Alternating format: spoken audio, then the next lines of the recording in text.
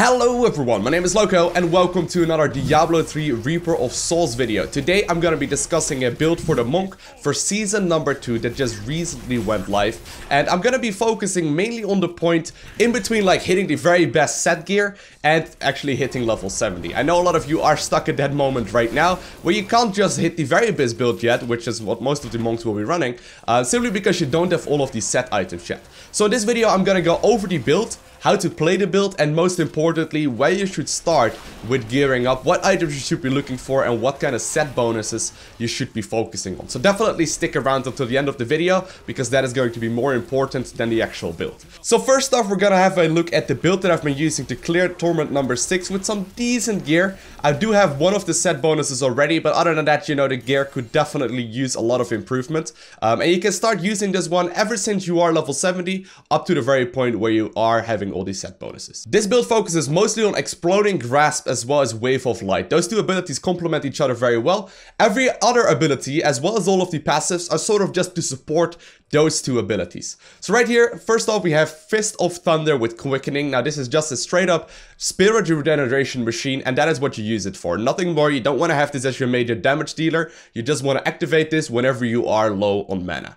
Then we have the actual main ability right here, which is going to be Exploding Palm with Shocking Grasp, also a lightning ability that is going to benefit you a lot. Basically what you do is you apply it on a target, and then that target explodes if it actually is killed during the duration of this, and it's actually a very long duration. In total, it is a total of 9 seconds. Next up, we have Sweeping Wind with Inner Storm. Now, you may be wondering, why are you running a Holy Rune if this is a lightning build? Well, this is really only used, not so much for the damage, but for the spirit regeneration. You want to try and keep this one up at 3 stacks at all times, just to get the maximum out of your spirit in return. Then we have the Wave of Light with the Pillar of the Ancient. Summon an Ancient Pillar that deals 635 weapon damage as lightning, followed by 785% weapon damage as lightning over 3 seconds, who remain in that area.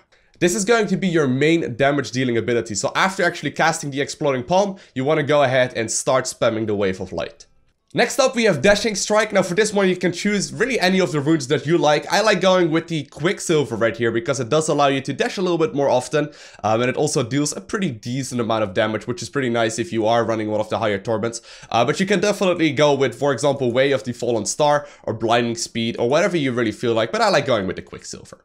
The last skill is going to be the mantra that you'll be using. I use Mantra of Conviction with Overawe just to get that extra little damage boost, but you have a few different options here. Basically, you can just go through whatever you like and choose what you like. One of the good other options, for example, would be Mantra of Salvation with Agility, or Perseverance, or even go for Divine Protection or Wind Through the Reeds. There's a whole lot of different ones depending on what you need, but your basic option, I think, should be Mantra of Conviction with Overawe just to get that extra damage in. As far as the passives go, there is 2 that I would highly recommend and one that's pretty much mandatory. Harmony is the one that you should always be going for. In my opinion, also Exalted Soul. This is the one that is going to help you out the most when you first hit level 70s. The others are kind of up for grabs. You can basically choose whatever you want. Right now I'm going with Sixth Sense and Seize of the Initiative. Just supplement for whatever you need right now. Fleet-footed would be a pretty good one. Chant of Resonance would be a good one. Determination, Beacon of Etar, if you are running one of the higher level builds or you are switching out skills, the cooldown reduction is great. Electricity to get that extra spirit regen going. Unity is also great. Momentum is great. So just choose whatever you want to be going for. But I would definitely be going for Exalted Soul and Harmony in pretty much every single time you are still gearing up. So next up, I want to show you how to be running this build and how you should be using your abilities. Now, I lowered the difficulty right here to Torment under 3 just so I can explain it a little bit better. But the basic idea of this build is to apply Exploding Palm, which we're going to look for an opponent right here. Apply Exploding Palm, and then we use Wave of Light to basically pop the Exploding Palm.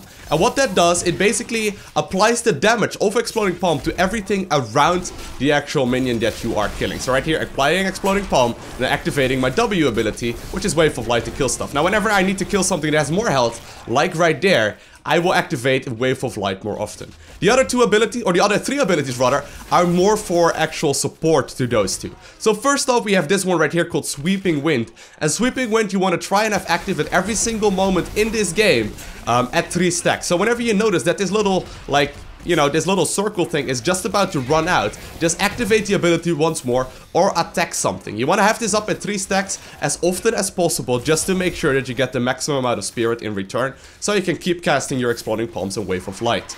Same goes for your E ability. In my case, that is going to be the Dashing Strike. This is just for maneuverability, and I try and use this as often as possible whenever I need to get across the map. And obviously this ties in very well with the momentum passive ability that you have as well. The last but not least, we have the Mantra of Conviction. You want to be using that one whenever you are in like a longer fight. So basically you want to try and use that whenever you need the extra added little bit of damage or survivability, depending on which one you want to go for. Even though the damage ability may not seem that huge, like from 16 to 24%, it is a nice little boost. So definitely make sure you start activating it as often as you need to. Last but not least, we're going to be talking about the actual gearing up bit, and this is the most important part when you are trying to get to the point where you can start using the highest level build.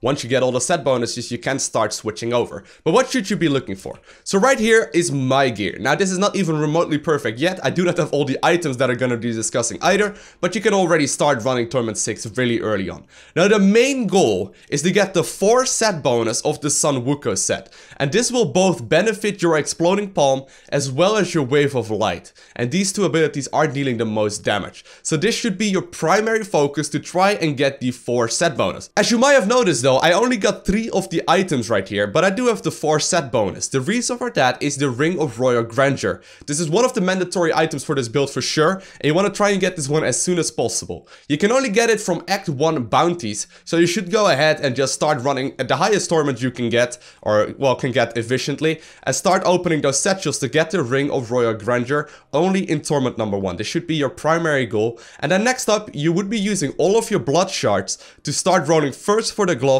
then the shoulders, and then the helm to get this set bonus going as quickly as possible. The Sunwuko set is going to be the primary focus.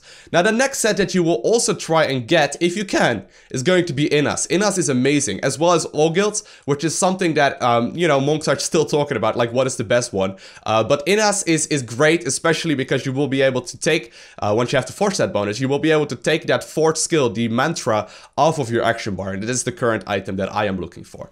The other items that are going to be great in this build is going to be, first off, the Incense Torch or the Grand Temple. This is going to be a great weapon because, as you can see, it reduces the spirit cost of Wave of Light, but it also increases the damage of Wave of Light, and that is going to be the primary use of this weapon. And on top of that, it's a very powerful 2-hand. Now when looking at 2-handed items, when you don't have this one yet or any of the other ones yet, don't worry too much about the damage per second, and definitely don't worry too much about the damage sheet right here.